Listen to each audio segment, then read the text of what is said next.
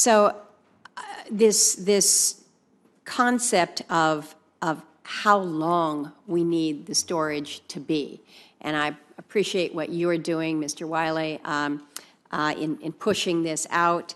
100 hours, quite significant. If you're in a storm that moves in and out, maybe you only need that 4 hours. But a question to probably both of you here: how long is long enough, or does it just depend? Yeah, thank you for that question. I saw the tragic photos from Newtok and Hooper Bay, and it is really sad what's happened. I think it really depends on the situation of what your next best alternative is, right? So, how long is it going to take to typically to be able to restore power when you're in such an isolated area, right? So what is your next best alternative? So if in Newtok, our next best alternative is the diesel generator, Right.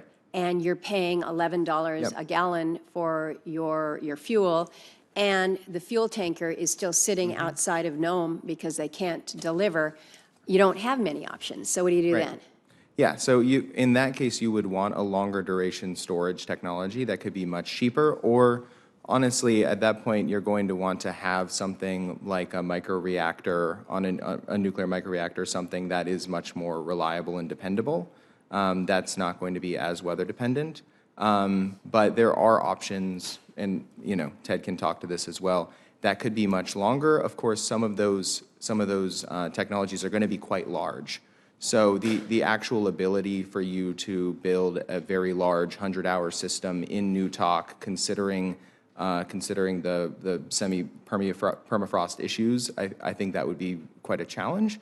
And I think it'd be better to look at maybe some of the nuclear microreactor options for some of those isolated communities in the YK Delta. It's a small scale issue Yeah, that we yeah.